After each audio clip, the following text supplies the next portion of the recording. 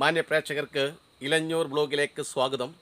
ഇന്ന് നമ്മൾ കാണുന്നത് വാഴയുടെ കുലപതി എന്ന പേരിൽ അറിയപ്പെടുന്ന പൂവൻവാഴ. വളരെ സ്വാദിഷ്ടമായ പഴങ്ങൾ നമുക്ക് സമ്മാനിക്കുന്ന പൂവൻവാഴയുടെ വേനൽക്കാലത്ത് വളം ഇടുന്ന രീതിയാണ്. വേനൽക്കാലം എന്ന് പറയുമ്പോൾ പൂവൻവാഴയുടെ പ്രത്യേകത എന്ന് വെച്ചാൽ അതികഠിനമായ ഉണക്കിനെയും അതിജീവിക്കാനുള്ള ഒരു കഴിവുണ്ട് നമ്മുടെ ഈ പൂവൻവാഴയ്ക്ക്. ആ പൂവൻവാഴയുടെ വേനൽക്കാല സംരക്ഷണം, വേനൽക്കാലത്തിന് ശേഷം മഴയുടെ ആരംഭത്തോടെ കുലയാകുന്ന ആ പരുവത്തിലുള്ള പൂവൻവാഴകളുണ്ട്. ആ പൂവൻവാഴയ്ക്ക് ഇപ്പോഴും നമ്മൾ ചെയ്യേണ്ട സംരക്ഷണം എന്താണെന്നുള്ളതാണ് നമ്മൾ ഈ വീഡിയോയിലൂടെ കാണാൻ പോകുന്നത്. ആദ്യമായിട്ട് നമ്മൾ ചെയ്യേണ്ടത് ഈ വാഴയുടെ ഇല ഉണക്കത്ത് കണ്ടിങ്ങനെ ഈ ഇല ഇങ്ങനെ കരിഞ്ഞിങ്ങനെ കിടക്കും. ഇതിന് വാഴക്കച്ചി എന്ന പല നാടുകളിലും പറയുന്നുണ്ട്. വാഴക്കച്ചിയെല്ലാം നമ്മൾ പതുക്കെ ഇനി കണ്ടിക്കണം. വാഴക്കച്ചി കണ്ടിച്ച് മാറ്റണം.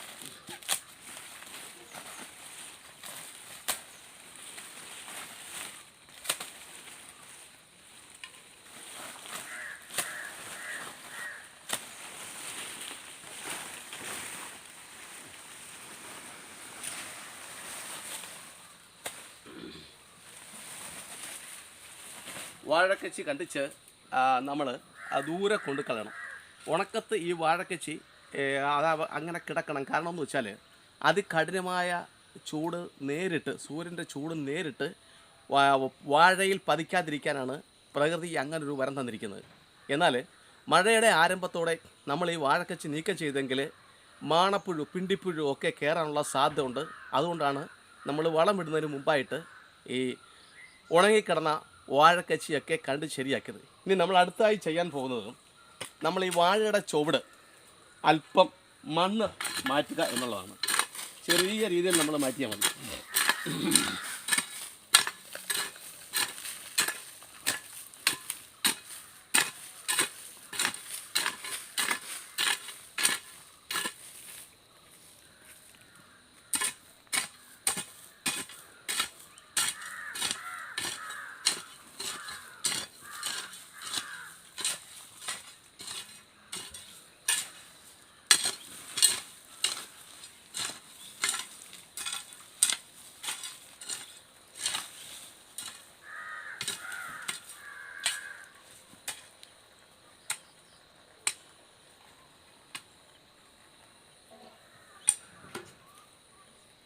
അപ്പോഴേ ചെറിയ രീതിയിൽ നമ്മൾ ഈ പൂവന്മാരുടെ ചുവട്ടിലെ മണ്ണുകളൊക്കെ നീക്കം ചെയ്തു. ഇനി നമ്മൾ ഇടാൻ പോകുന്നത് എല്ലുപൊടി. നമുക്കറിയാം, ഏത് കൃഷിക്കും വളരെ പുരാതന കാലം മുതൽ തന്നെ കർഷകർ ഉപയോഗിച്ചിരുന്ന മികച്ച ഒരു ജൈവവളമാണ് എല്ലുപൊടി. എല്ലുപൊടിയാണ് നമ്മൾ അടുത്തായി ഇടാൻ പോകുന്നത്.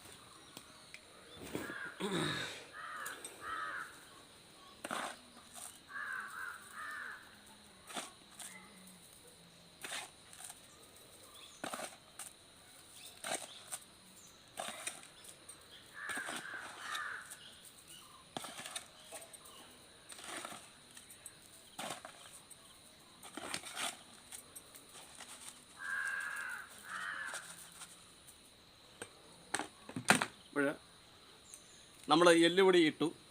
എല്ലുപൊടിയാണ് നമ്മളിപ്പോൾ ഇട്ട് കഴിഞ്ഞത്. അപ്പോൾ ശ്രദ്ധിക്കേണ്ട ഒരു കാര്യം, ഈ പൂവൻവാഴ എന്ന് പറയുമ്പോൾ ഏറ്റവും നല്ല വാഴയാണ്. അതുപോലെ തന്നെ ഏത് സീസണിലും മികച്ച വില കിട്ടുന്ന വാഴക്കുലയാണ് ഈ പൂവൻ വാഴക്കുല. എന്നിരുന്നാലും ഇതിന് വളം ചെയ്യുമ്പോൾ നമ്മൾ പ്രത്യേകം ശ്രദ്ധിക്കണം. വളരെ കുറഞ്ഞ അളവിലെ പൂവൻ വാഴയ്ക്ക് വളം ചെയ്യാവും. ഇപ്പോൾ ഈ രണ്ട് വാഴയ്ക്ക് കൂടി ഞാൻ ചെയ്തത് 100 ഗ്രാം മാത്രം എല്ലുപൊടിയാണ് ഞാൻ ഇട്ടത്. 100 ഗ്രാം മാത്രം എല്ലുപൊടി. 2 വാഴയാണ്. ഈ 2 വാഴയ്ക്കൂടെ ഞാൻ ചെയ്തത് 100 ഗ്രാം മാത്രം എല്ലുപൊടി. ഇനി ഒരു 2 കിലോയോളം ജൈവവളം എന്ന് പറയുമ്പോൾ എല്ലുപൊടി ജൈവവളമാണ്. ഈ കമ്പോസ്റ്റ് വളം എന്ന് പറയുമ്പോൾ നമ്മൾ നിർമ്മിച്ചിരിക്കുന്ന വെച്ചാൽ ചാമ്പൽ, ഒരു വലിയ ജാറിനകത്ത് ചാമ്പൽ വാരിയിടും. അതിനുശേഷം മത്സ്യത്തിൻ്റെ അവശിഷ്ടങ്ങൾ, നമ്മൾ മീൻ കൂട്ടാൻ വെക്കുമ്പോഴും മുമ്പായി കഴുകുന്ന അവശിഷ്ടങ്ങൾ, അതുപോലെ തന്നെ പച്ചക്കറിയുടെ അവശിഷ്ടങ്ങൾ, അത് കഴുകുന്ന വെള്ളം, ഇതെല്ലാം കൂടെ ഒഴിച്ച് ഒരു വർഷത്തോളം കഴിയുന്നുണ്ടെങ്കിൽ അത് മാറ്റി വെച്ചതിന് ശേഷം അതിൽ നിന്ന് എടുക്കുന്ന വളം, അതാണ് കമ്പോസ്റ്റ് വളം.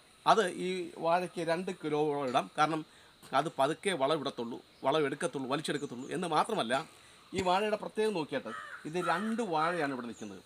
ഞാൻ ഇലഞ്ഞൂർ ബ്ലോഗ് പൂവൻവാഴ കൃഷി ചെയ്യുമ്പോൾ ചെയ്യേണ്ട കാര്യം എന്ന് വെച്ചാൽ, ഇത് ചെയ്യുന്ന ഒരു കാര്യം എന്ന് വെച്ചാൽ, ആദ്യം വളരെ ആഴത്തിൽ ഒരു കുഴി എടുക്കുകയാണ്. വളരെ ആഴത്തിൽ ഒരു കുഴി എടുക്കും. ഈ കുഴിക്കകത്ത് നല്ല വാഴ, അതായത് നല്ല വലിയ തൂക്കമുള്ള കുല തന്ന വാഴയുടെ ഒരു വിത്ത് ഇതിനകത്ത് ഇറക്കി വെക്കും. നല്ല ആഴത്തിലാണ് ഇറക്കി വെച്ചിട്ട് ശരിക്ക് അതിൻ്റെ മാണം നികന്ന് നിൽക്കത്തക്ക രീതിയിൽ മണ്ണിട്ട് ഭംഗിയായിട്ട് ചവിട്ടി ഉറപ്പിക്കുകയാണ്. ചവിട്ടി ഉറപ്പിച്ചതിന് ശേഷം പിന്നെ ചെയ്യുന്നത് വെച്ചാൽ ഇതിനകത്ത് നമ്മുടെ പാഴ്ചെടികൾ, നമ്മുടെ ഈ പരിസരത്തൊക്കെ നിൽക്കുന്ന നമ്മൾ നടാതെ തന്നെ ഉള്ള ഈ പാഴ്ചെടികൾ ധാരാളമായിട്ട് പറിച്ച് ഈ കുഴിക്കകത്ത് കൊണ്ടുവന്നിടുവാണ്. അത് ചവിട്ടി ഉറപ്പിക്കുക, വീണ്ടും വീണ്ടും വീണ്ടും അങ്ങനെ ചവിട്ടി ഉറപ്പിക്കുക. അങ്ങനെ ഏതാനും ഇല വന്നതിന് ശേഷം പിന്നെ ചെയ്യുന്നതെന്ന് വെച്ചാൽ വേപ്പിൻ പിണ്ണാക്ക്, അതായത് 100 ഗ്രാം വേപ്പിൻ പിണ്ണാക്കേ ഉള്ളൂ, 100 ഗ്രാം എല്ലുപൊടി, 100 ഗ്രാം കടലപ്പിണ്ണാക്ക്, ഇത് മൂന്നും കൂടെ ഈ കുഴിക്കകത്ത് ഇടുവാണ്. കുഴിക്കകത്ത് ഇട്ടതിന് ശേഷം വീണ്ടും ഈ തോല് കൊണ്ടുവന്ന് കളകൾ, ചെടികൾ കൊണ്ടുവന്ന് ഇതിനകത്തിട്ട് ചവിട്ടി ഉറപ്പിച്ച ശേഷം മണ്ണിട്ട് മൂടുകയാണ്. ഇതാണ് ആദ്യത്തെ വളം. അപ്പോൾ എൻ്റെ 2 മാസത്തോളം കൊണ്ടാണ് ഇത് ചെയ്യുന്നത്. ആദ്യത്തെ വളം ഇതാണ്. രണ്ടാമത് മറ്റൊരു വളം ചെയ്യും. ആ വളം എന്ന് വെച്ചാൽ തോലില്ല, പകരം വേപ്പിൻ പിണ്ണാക്കും കടലപ്പിണ്ണാക്കും എല്ലുപൊടിയും അടങ്ങുന്ന വളമാണ് രണ്ടാമത് ചെയ്യുന്നത്. ഇതെല്ലാം ഒരു 50 ഗ്രാം വീതം മാത്രമേ എടുത്തുള്ളൂ. അത് ചെയ്തതിന് ശേഷമാണ് ഈ വാഴ ഇത്രയായി. അപ്പോൾ ഉണക്കിന് മുമ്പാണ് ഇത് ചെയ്തത്. ഇപ്പോൾ കഠിനമായ ഉണക്കത്തോടു കൂടി തന്നെ വലിയ കേടുപാടുകളൊന്നുമില്ലാതെ തന്നെ ഈ വാഴ ഇതേപോലെ നിങ്ങൾ നോക്കിയിട്ട് നല്ല വാഴയായിട്ട് നിന്നു. ഇനി ഇത് ഏതാനും മാസങ്ങൾ കഴിയുന്നുണ്ടേ ഇത് കൊല വെട്ടുകയും ചെയ്യാവുന്ന അവസ്ഥയിൽ നമ്മൾ എത്തിച്ചേരും. അതിന് മുന്നോടിയായിട്ടാണ് ഇപ്പോൾ നമ്മൾ ഈ വളമിടുന്നത്. എന്ന് മാത്രമല്ല, ആദ്യം ആ ഒരു കൊല വെച്ച് ആ വാഴ വലുതായപ്പോഴും ഒരു കൊല വന്നു. ഒപ്പം 2 വിത്തുകളും കൂടി കൊല വെട്ടിയതിന് ശേഷം ഇതേപോലെ നിൽക്കട്ടെ, ഇതേപോലെ 2 വിത്തുകൾ നിർത്തിയതിന് ശേഷമാണ് ആ കൊല പിണ്ടി സഹിതം മുറിച്ച് കളഞ്ഞിട്ട് ആ പിണ്ടിയെല്ലാം ചെറുതായിട്ട് അരിഞ്ഞ് അതിൻ്റെ മൂട്ടി തന്നെ ഇട്ടേക്കുമായിരുന്നു. അപ്പോൾ ആ വാഴ ഇപ്പോൾ ഇത്രയായി. ഇതിപ്പോൾ 2 കൊലയായി. 2 കൊല വന്ന് ഈ കൊലയ്ക്ക് വന്നതിന് ശേഷം ഉള്ള വളപ്രയോഗം അടുത്ത ഒരു വീഡിയോയിൽ ഞാനിടാം. അപ്പോൾ തീർച്ചയായിട്ടും നമുക്ക് അത് കാണാം. അപ്പം അതിന് ശേഷം എന്താ ഇതേപോലെ ഇപ്പോൾ 2 വിത്ത്, ഈ 2 വിത്ത് വിത്തിട്ടുണ്ട്. ഇനി ഈ 2 വാഴകളുടെ കൊല വെട്ടിക്കഴിയുമ്പോഴും ഈ 2 വിത്തുകൾ വളർന്നു വരും. ഇപ്പോൾ ഇവിടെ ഈ ജൈവവളം ഈ വാഴയ്ക്ക് കൂടി പ്രയോജനമാകത്തക്ക രീതിയിലാണ് നമ്മൾ ഈ ചെയ്യുന്നത്. അത് പറയാനാണ് ഇത്രയും നമ്മൾ പറഞ്ഞുകൊണ്ട് വന്നത്. ഇനി നമ്മൾ ഈ കമ്പോസ്റ്റ് വളം ഇടാൻ പോവാണ്. കമ്പോസ്റ്റ് വളമായാലും ഏത് വളമായാലും പൂവൻ വാഴയ്ക്ക് എപ്പോഴും അല്പം അകലക്കൂട്ടി വേണം നമ്മൾ വളമിടാൻ. നമ്മൾ ചിരണ്ടിയ ഭാഗത്ത് അല്പം അകലക്കൂട്ടിയാണ് നമ്മൾ വളമിടുന്നത്. ഏതാണ്ട് 2 കിലോ വളമാണ് നമ്മൾ ഇട്ടത്. 2 കിലോ വളം ഇട്ട് കഴിഞ്ഞു. ഇനി നമുക്ക് ഇതിൻ്റെ മുകളിൽ മണ്ണിടണം. ഇതിൻ്റെ മുകളിൽ നമ്മൾ നീക്കിയ മണ്ണ് ഉപരി കുറേ മണ്ണ് നമുക്ക് വെട്ടി ഇതിൻ്റെ മുകളിലിട്ട് കൊടുക്കണം. ഒരു 4 ഇഞ്ചോ 1/2 ഇഞ്ചോ കനത്തിൽ വേണം നമ്മൾ മണ്ണിടാൻ. എങ്കിൽ മാത്രമേ മണ്ണും ഈ വളവും തമ്മിൽ കലർത്തുള്ളൂ. മണ്ണും ഈ വളവും തമ്മിൽ കലർന്ന് വേണം ഈ വാഴയ്ക്ക് ഈ വളം ഉൾക്കൊള്ളുവാൻ അഥവാ വലിച്ചെടുക്കുവാൻ. എങ്കിൽ മാത്രമേ നമ്മൾ ഉദ്ദേശിക്കുന്ന ഫലം നമ്മുടെ വാഴയ്ക്ക് ലഭിക്കുകയുള്ളൂ. അപ്പോൾ അതുപോലെ തന്നെ നമ്മൾ അയ്യത്ത് പ്ലാസ്റ്റിക്കിൻ്റെ ഇതേപോലെയൊക്കെ കിടക്കുവാണെങ്കിൽ ഇത് വാഴയുടെ ചോട്ടിൽ വീഴാതിരിക്കാൻ നമ്മൾ പ്രത്യേകം ശ്രദ്ധിക്കണം. കാരണം ഇത് വലിയ ദോഷങ്ങൾ ചെയ്യുന്ന ഒരു സംഗതിയാണ്. ഇങ്ങനെ നമ്മൾ ഇതേപോലെ നമ്മൾ മണ്ണ് വെട്ടി ഇടുക.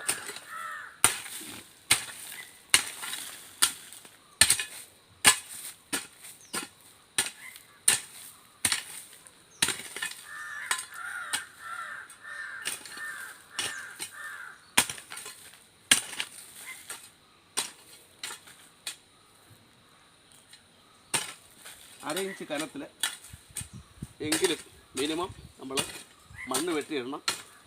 മഴ പെയ്യുമ്പോൾ ഈ വളവും മണ്ണും തമ്മിൽ യോജിച്ച് വിഘടിച്ചെങ്കിൽ മാത്രമേ വാഴ ഈ വളം വലിച്ചെടുക്കുകയുള്ളൂ. അതിനാണ് നമ്മൾ ചെയ്യുന്നത്. അപ്പം ആ പണികൾ ഏറെക്കുറെ ശരിയായി. നമ്മൾ ഇതിൻ്റെ ചുവട്ടിൽ മണ്ണിട്ടപ്പോൾ പ്ലാസ്റ്റിക് ആരെങ്കിലുമൊക്കെ വലിച്ചെറിയുന്ന പ്ലാസ്റ്റിക്കൊക്കെ ഉണ്ടെങ്കിൽ അതൊക്കെ നമ്മൾ നീക്കം ചെയ്തതിന് ശേഷമാണ് നമ്മൾ മണ്ണ് നീക്കിയിട്ടത്.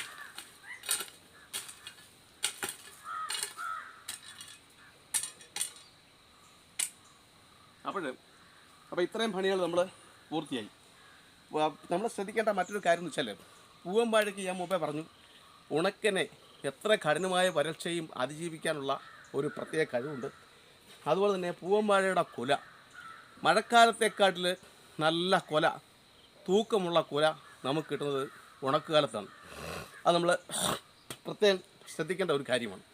ഇനി നമ്മൾ ചെയ്യേണ്ടത്, ഇപ്പോൾ 2-3 വാഴയേ ഉള്ളൂ എന്നുണ്ടെങ്കിൽ ഇത്രയൊക്കെ ചെയ്തതിന് ശേഷം നമ്മൾ ഒരു ക്യാൻ ഉപയോഗിച്ച് കുറേ വെള്ളം ഇങ്ങനെ ഒന്ന് തളിച്ചു കൊടുക്കുക. കാരണം ഈ മണ്ണിന് വളത്തിനും തമ്മിലൊരു അടുപ്പം ഉണ്ടാവാൻ വേണ്ടിയാണ് നമ്മൾ ഇങ്ങനെ ചെയ്യുന്നത്. വളം അല്പം ദൂരെ, വാഴയുടെ ചുവട്ടിൽ നിന്നും അല്പം ദൂരെയാണ് നമ്മൾ വളം ഇട്ട് കൊടുത്തത് എന്ന കാര്യം നമ്മൾ ശ്രദ്ധിക്കുന്നുണ്ട്. ഇങ്ങനെ നമ്മൾ വെള്ളം ഒഴിച്ചു കൊടുക്കും. ഒരു 10 ലിറ്റർ വെള്ളം എങ്കിലും നമ്മൾ, ഇത് 10 ലിറ്ററിൻ്റെ ക്യാനാണ്, 10 ലിറ്റർ വെള്ളമെങ്കിലും നമ്മൾ ഒഴിച്ചു കൊടുക്കണം. പിന്നെ ഒഴിക്കേണ്ട കാര്യമില്ല. പിന്നെ മഴ പെയ്യുന്നുണ്ടെങ്കിൽ ആയിക്കോളും, വെള്ളം അങ്ങ് ആയിക്കോളും. ഇനി നമ്മൾ ചെയ്യേണ്ട ഒരു കാര്യം എന്ന് വെച്ചാൽ, ഇപ്പോൾ ഈ ജൈവവളം ആണ് നമ്മൾ ഈ വാഴയ്ക്ക് ഇട്ടത്. വാഴയ്ക്ക് ജൈവവളം ഇടുന്ന കൃഷിയാണ് നമ്മൾ സ്വീകരിക്കുന്നത്. അപ്പം നമ്മൾ ചെയ്യേണ്ടത്, ഇനിയും ഈ മഴക്കാലം ആരംഭത്തോടു കൂടി ചിലപ്പോൾ നല്ല കാറ്റൊക്കെ അടിക്കാനുള്ള സാധ്യതയുണ്ട്. പഴയ കാലങ്ങളിലൊക്കെ ആണെങ്കിൽ വാഴയ്ക്ക് ഉത കൊടുക്കാൻ വലിയ കമ്പുകളൊക്കെ വെട്ടിയെടുക്കാൻ വട്ടയും പേഴും പാവും ഒക്കെ ഉണ്ടായിരുന്നു. എന്നാൽ ഇന്നത്തെ സാഹചര്യത്തിൽ ഇതൊന്നുമില്ല.